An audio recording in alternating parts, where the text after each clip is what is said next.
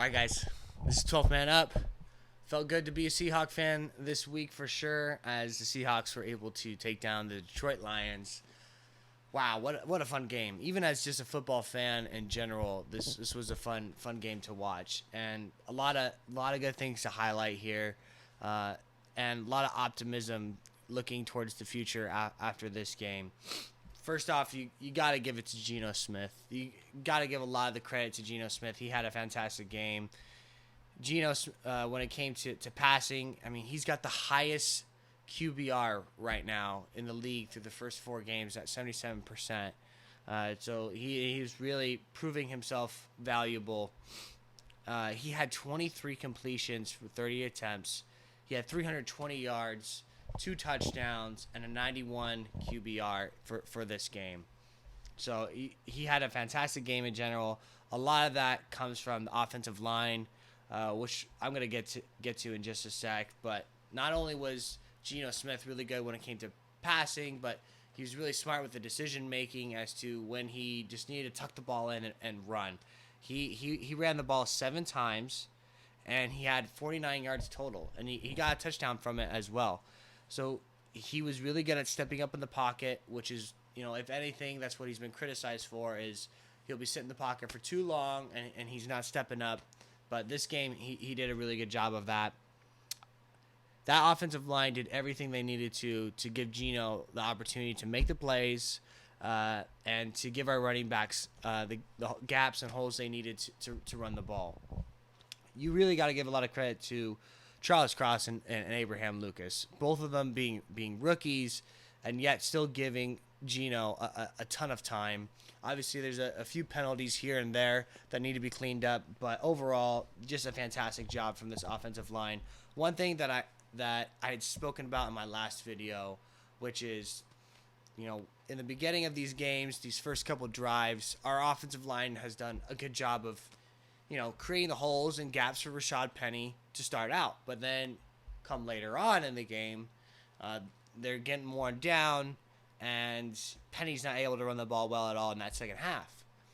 But this game, it was almost the complete opposite, because when Seattle first started out with the ball, Rashad Penny wasn't making big runs at all, and he wasn't finding many of the holes, and I had a bad feeling that we weren't going to run the ball well at all. And that the Lions were going to try and capitalize since they didn't perform well the week before when it came to stopping the run.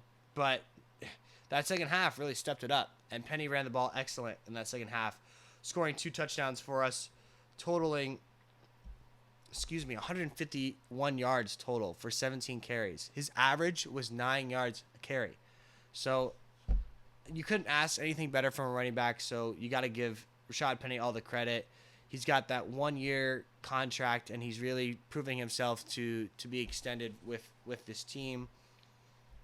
Our wide receivers doing everything they can. DK Metcalf, Tyler Lockett, putting up numbers as they should. How many opportunities are they going to get like this to put up the amount of points that they did? And they really capitalized on it. Like I said, if you had watched my last video on my preview for this game, I spoke about giving DK Metcalf the ball multiple times, giving him the chance to go over 100 yards and see what can come from it. Have him make a play. And I know he wanted the ball a lot more, and he did exactly that. He had 7 receptions. He put up 149 yards. Obviously, he wasn't able to score. He almost did.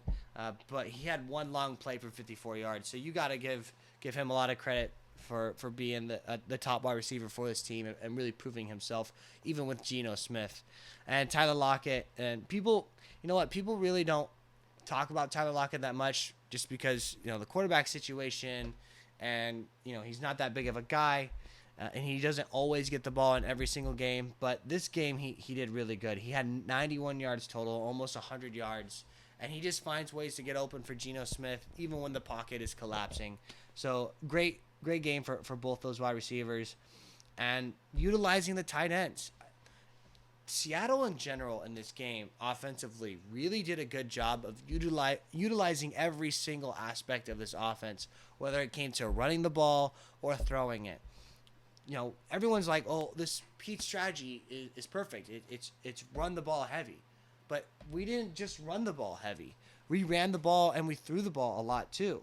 So, I mean, he threw the ball 30 times in that game, which is a decent amount for a quarterback who is for a team that wants to run the ball a lot. So it's an equal balance of both, and that's something I'm happy to see from Pete Carroll. It's not just the same kind of just run plays. The offensive schemes throughout this game were fantastic. The coaching plays just keeps these drives alive.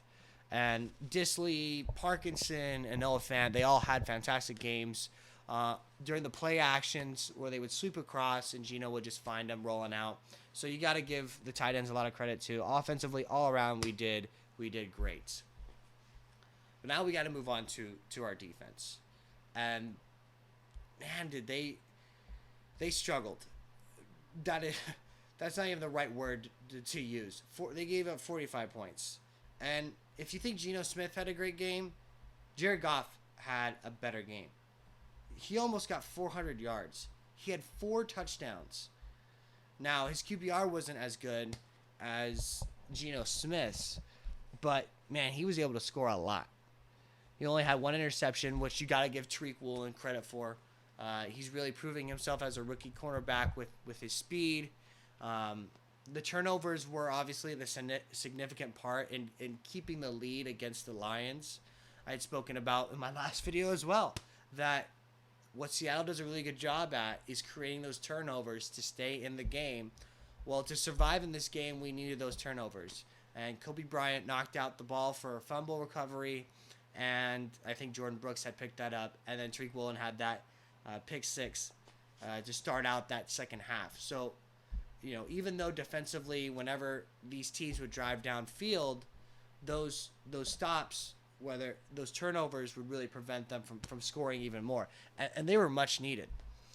A lot of things to talk about here on defense that we struggled with, but something I want to point out. So there was 3 minutes left in the first half, the second quarter, before going into halftime. The Lions were on their 12-yard line. 3 minutes left. It was 2nd and 23. And we had a four-man rush to have more coverage in the backfield to prevent them from getting a first down.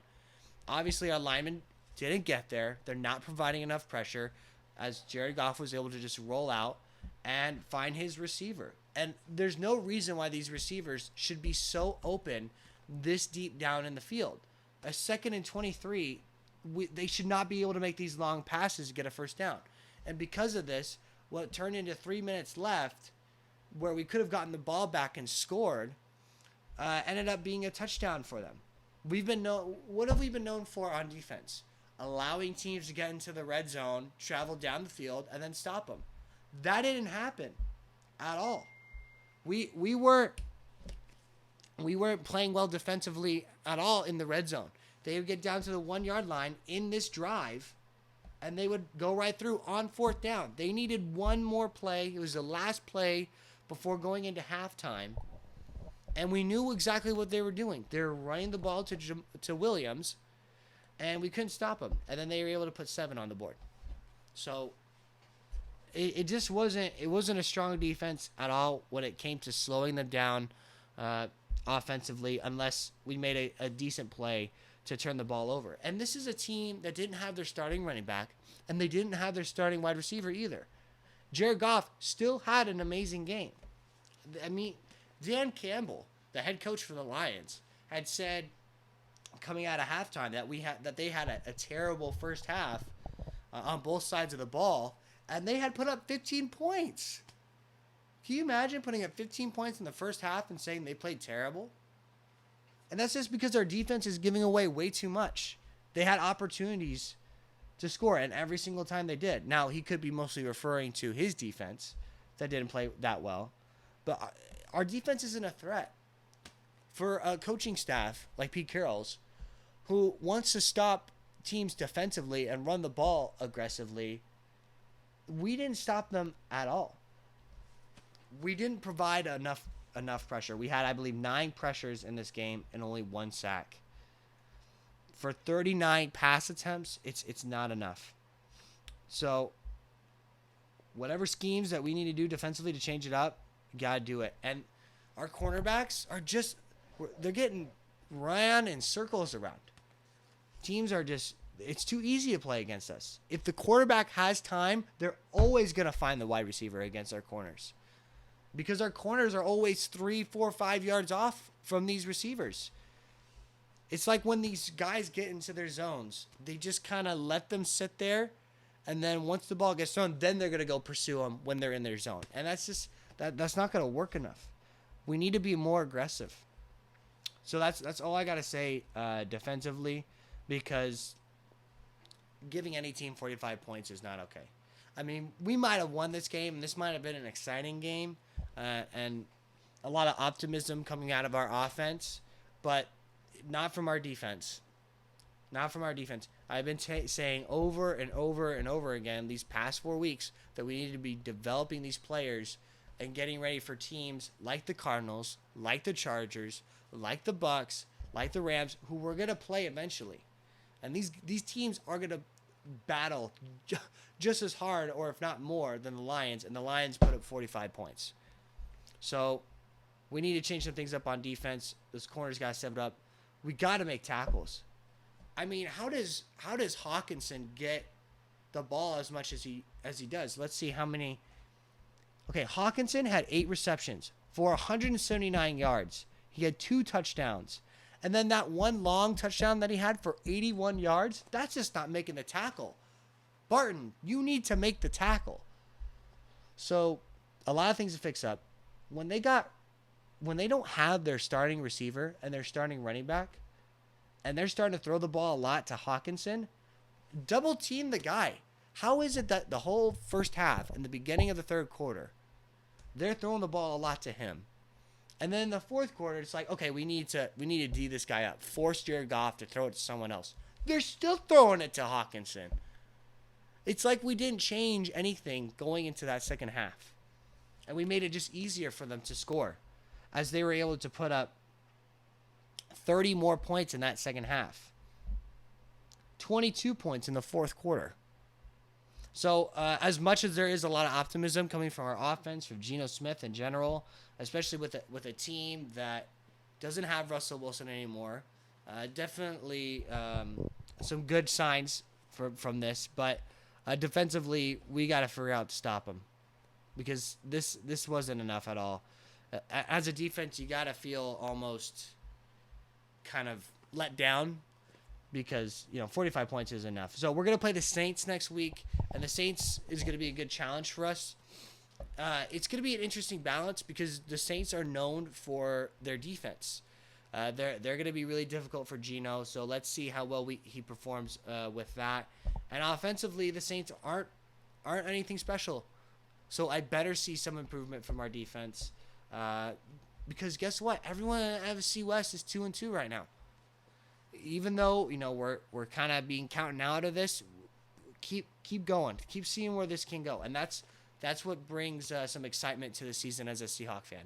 Is you don't know where this team can go, because every game is different, and it's just there's a lot of opportunities here as a team. So I'll probably have a preview video for the Saints game, and I'll get in touch with all of you guys. Other than that, good win, go Hawks.